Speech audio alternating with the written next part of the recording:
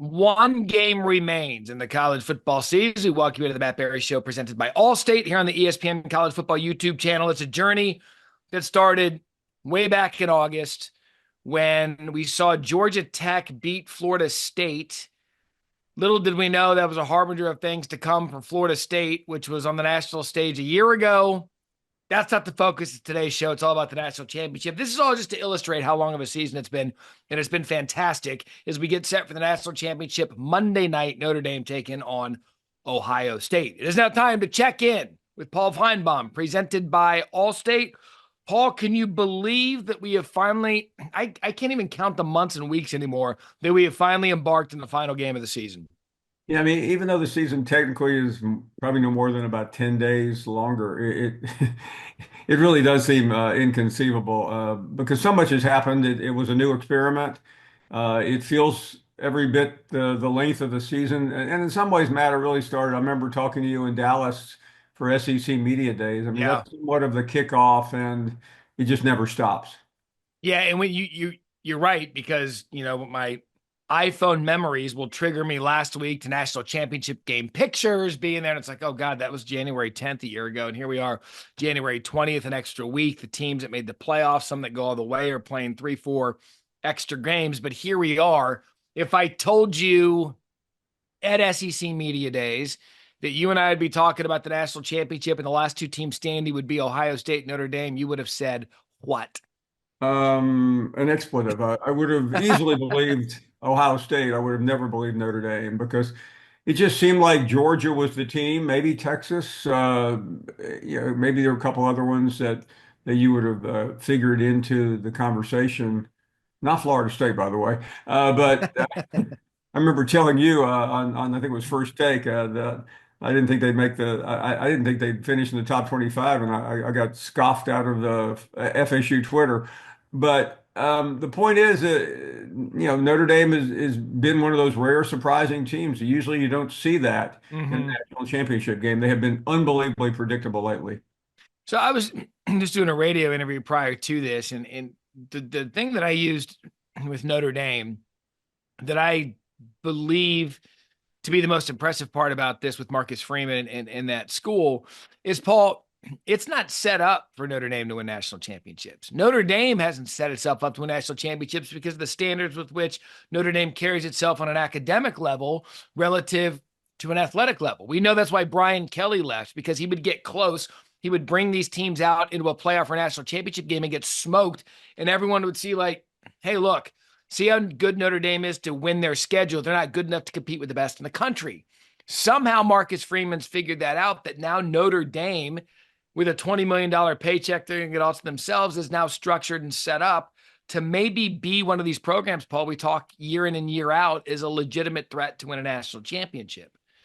Yeah, and yeah, I think when Brian Kelly made those statements, most people agreed with him. He was going to a place that had won countless national championships, that had just seen Joe Burrow and Jamar Chase and Jefferson lead one of the more improbable runs in 2019. So I can't say I blamed him. I actually got a little bit mystified when he tried to walk it back this week, saying, "Oh, he's cheering for Notre Dame, and it's no big deal." Everyone knows it's a big deal because I spent the week with Notre Dame fans in New Orleans, and that's all I heard about was Brian Kelly. But ultimately, it is one of the great stories we have seen. College football doesn't often provide stories like this. It's too often about the $20 million payroll, or Right. Nick Saban, winning another title at Alabama or something like that. So it is fantastic. I don't think it's a seminal moment in sports. I think some people are trying to make it out to be that. Notre Dame has always been a brand name, and and a lot of people, including myself, have wondered maybe they do need to be in a conference. Now they'll live another 50 years on. We don't need to be in a conference anymore. Right, because I had mentioned, for those of you wondering where that $20 million number came from that Notre Dame gets, well, that's the money you get for being in the national championship. Problem is, Ohio State's got to share theirs with the big 17, 18, big 20, whatever they are now. And Notre Dame, guess who they have to share it with? No one. And so that makes them a viable threat year in and year out, with Marcus Freeman, who has seemingly cracked the code of how to get Notre Dame back. Paul, look, I grew up, Arizona State was obviously where I was in Tempe. We had season tickets, but I grew up a Notre Dame fan because they were on national TV, and ASU always played at night because of the heat in the desert. So I knew as a kid at 11 a.m., 10 a.m. every day, I'd get to wake up and hear this fight song and these golden helmets. They've always been that national draw. And it wasn't until cable TV and rights deals expanded that the South became dominant, because Notre Dame had figured it out that national TV was for them and them only. And that's where kids wanted to go play. Yeah, Matt, in the 60s, when you got one college football game a week on TV, Notre Dame had its own slot on Sunday morning where they replayed the game. They cut it down to 20, 30 minutes, but everyone in the country got that, and you didn't see anything else. And then obviously in the 70s, not much really changed until the Supreme Court ruling in the 80s that let you have TV on from morning till night. So uh, there's a lot of things that go into Notre Dame. I mean, I've always cringed about some of the dislike of Notre Dame where I grew up in the South, and it had nothing to do with football. It had everything to do with religion. Yeah. Fortunately, this is the antithesis of that. This was a very likable Notre Dame team, and I find almost everyone I know is cheering for Notre Dame because Mm-hmm. Ohio State is now like the bad guys on the street because they're part of the Big Ten, and everyone thinks they're the only program that paid for a roster, but that's okay with me. Yeah, I mean, look, we could go down payrolls legally and illegally for the past 30 years at programs across the country. It's been done. Ohio State just now in this era was very public about it. I'm going to use this next question as a jumping off point for where I want to get with Marcus Freeman, because right now there is a strong distaste by coaches across the country with the current calendar in college football and the current structure of college football, which we believe ultimately could chase some of these talented college football coaches to the NFL. And Marcus Freeman's name came up with the Chicago Bears, and that he might be a coach that NFL franchises covet. Now, on the flip side of that, there was a discussion this week about changing the transfer portal window to the beginning part of January, the middle part of January, to see if we can kind of regulate this a little bit. First part of the question, Paul, what do you think the likelihood is that, because we all agree the transfer portal window is absurd with how it's done. What did you make of that decision? There's a coaches conference in Charlotte right now, which I'm sure you've crashed multiple times. Yeah, well, I have had a chance to sit with some of the coaches. A few came by our studio. We were doing that Tuesday, Matt, while you were hanging out with Tiger Woods, and so the point being, fewer people were watching me, I might add. But ultimately, they do like that window in January. The December window is too cluttered. I mean, not only is the season still going on, but the playoffs are about to begin, but high school recruiting is going on. And while high school recruiting is not what it used to be, it's still pretty important. You have to do it. You have to go. And there's just too Right. many moving parts. And you had the situation like you did with Penn State, where the backup quarterback said, you know what, I'm out of here. That has to change. Yeah, in big picture, I I still believe, like, I want Marcus Freeman in college football. I want Sark in college football. I want Deion Sanders in college football. I still want the guys that are really good at their job at this level to stay at this level, but I don't begrudge them for thinking about, well, college isn't the new pros anyway. Why don't I just jump? And I think college and people that run the sport, which I don't know who the adults in the room is, they need to understand and protect these brands that they have with these coaches, because once one or two of them figure out it's better in the NFL, Paul, there's no going back. No, and listen, you've heard this a million times. College football is the second biggest sport in the country. It is, but the difference between college football and the NFL is just gigantic. Mm-hmm. And you just watch your own network. I mean, we're taping this on Thursday of the national championship weekend. And Matt, it's hard to find a college football conversation on ESPN right now because we have the four biggest games of the year in the NFL coming up Right. Saturday and Sunday. And we go through this every year. It doesn't matter whether it was on wild card weekend, the final weekend, it's always the same. And then suddenly Monday, it all changes once we get through with the 45 or 50 minutes of recap of whatever the Eagles did or the day before. Mm-hmm. And that is the wrong way to go about it. I know that there's probably not much we can do, But college football has to find a niche, or it has to hope to find one because just sticking games on random Thursday and Friday nights like we saw last week doesn't work very well. And I'm not even sure the Monday night works very well because by the time you get to Monday, we have seen a lot of pro football, and there is a fatigue level. See, and you bring up the NFL, and I think that's important because the NFL is starting to wade into waters that usually were just for college football.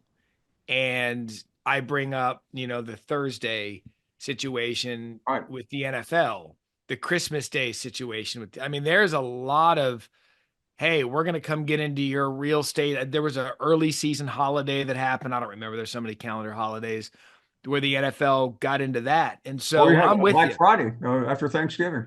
Right. And so I think there needs to be a discussion with all governing parties to say, hey, how do we just make football great in America for everyone instead of just trying to land grab the real estate and dog eat dog when in reality, it doesn't need to be that way. And I would say this about the NFL, the numbers would prove a little bit, but maybe would suggest otherwise. Talk to the players. The NFL players don't like playing on Thursdays. They just don't. Their weeks are so quick, and very rarely does it coincide with a bye week. So, I mean, here's a novel concept. Talk to your employees. I don't know how we can go back. And Matt, you're right. 10, 15 years ago, Thursday night was sacrosanct in college football. You understand it better than I do now because you do games on Thursday night, what the impact of the NFL has had. But it's always been a problem at the end of the year. There's not a great solution. The only way the college football can get around it a little bit is do something they don't want to do, and that's start the season earlier.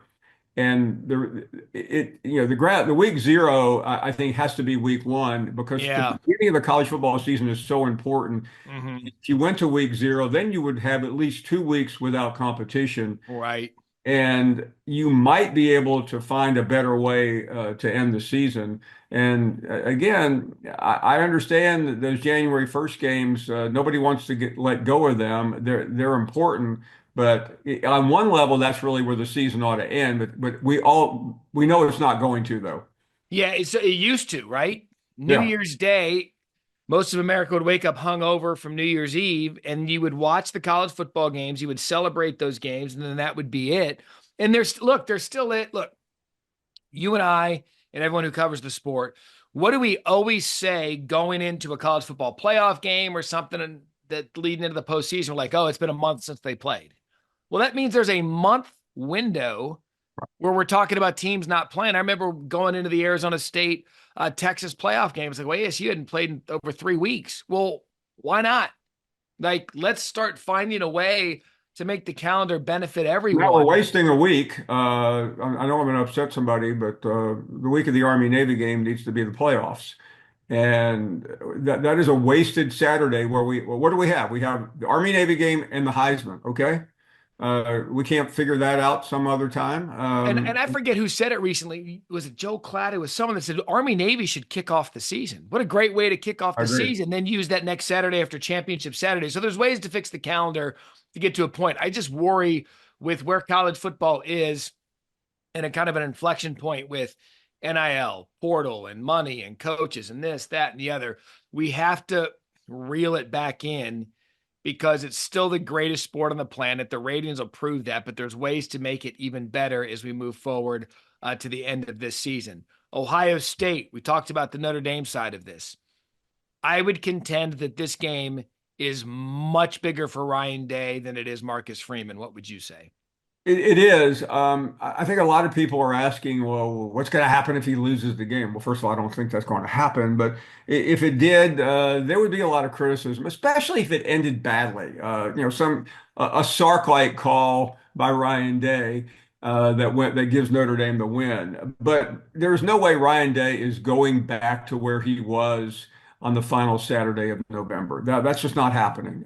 He has done a lot. He's won three playoff games, and some of them have been, two of them have been just downright all three have quite frankly been over impressive teams. This is not the Penn State path or someone else's path. I mean, these are Tennessee, Oregon, and obviously Texas says a lot, especially those two over the SEC. So I don't think he's going back, but I mean, it would seem like a lost season of sorts if you get this far with this roster, overcome what you have done already, and then let it slip away against what is perceived to be an inferior program.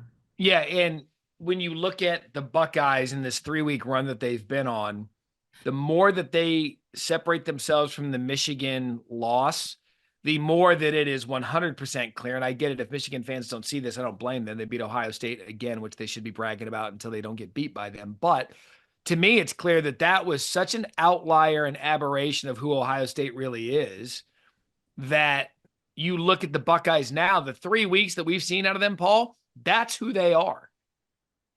Anyone who hasn't changed their focus to look at Ohio State and be like, oh, okay, that's the Buckeyes. Michigan team wasn't a Buckeyes. Yeah, what happened is, I mean, we walked out of the Cotton Bowl Friday night going, that was a terrible performance by Ohio State. They just beat Texas um, in Texas, and we were looking at them because we were grading them on the curve. The fact that they only won by 14 points, including the scoop and score, it just seemed like they played a C game, a B or C game, and that's the scary part. If they play a crisp game Monday night, it won't be close, I don't think. And that's, yeah, how Notre Dame fans can take that however they want. Doesn't matter. I mean, that's just the reality. Yeah, and finally, as we wrap up our preview here on the Matt Barrie Show, presented by Allstate, as we check in with Paul Finebaum, presented by Allstate, when you look at where this thing will end on Monday night, is it going to be this postseason coronation of the Buckeyes, or is the Rudy Rudiger story behind Notre Dame and their run through the playoff going to continue? I cannot imagine Notre Dame winning the game. Something tells me I'll probably hear that statement again Tuesday if I'm wrong. I just can't. And I know it's cliche to say, Matt, Notre Dame's really good, and I see it coming down to a late. I don't see it. To me, this looks like the first couple of games by Ohio State. I think the Texas game was the outlier. Texas was really good. Yeah. They're sneaky good. I think Notre Dame is solid. But they're missing a couple of key components. I think Jeremiah Love being banged up is a problem. Losing linemen is a problem. I mean, their special teams are fantastic, but Ohio State is fantastic across the board. It's just a matter of what level do they play to, and I think if they play to a high level, this game is not close. Yeah, the irony of all of this is that at the end of the day, at the end of the night, whenever we're done wrapping up college football final there on site, the irony of all of this is that Ohio State could have Michigan to thank for winning the national championship because of what that did to kind of wake them up in their locker room. And I lied. One last question. There's always one more. I mean, Paul, we're very likely living in a world where for 2 consecutive years, the Big Ten Northern football is hoisting a national championship. Look, Notre Dame's North, so it holds no matter what. But if the Big Ten, I mean, they're probably laughing that they are now back-to-back national champions if this happens. Yeah, I mean, listen, I've been asked a few times this week, what's it like in SEC land? Gloomy. It's dark.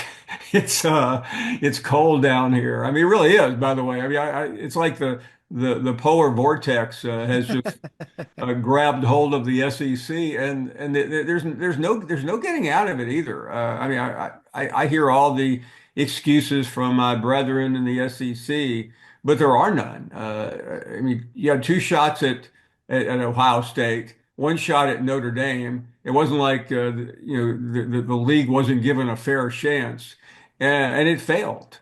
And I think that what does it mean? I mean, I think you can analyze it to death, but it means that the SEC has lost its stranglehold on college football. There's no getting around that. And the more that we try in the SEC to subterfuge and obfuscate and say, oh, that's not the reality.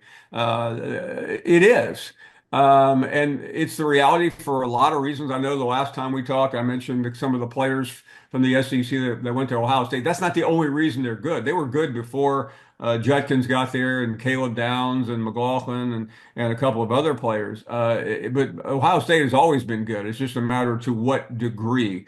And I think Yeah, is it a seismic shift? Is it a seminal moment? I mean, it will be if Ohio State wins the game, it will be whatever you want it to be. Yeah. One thing it won't be is an SEC championship.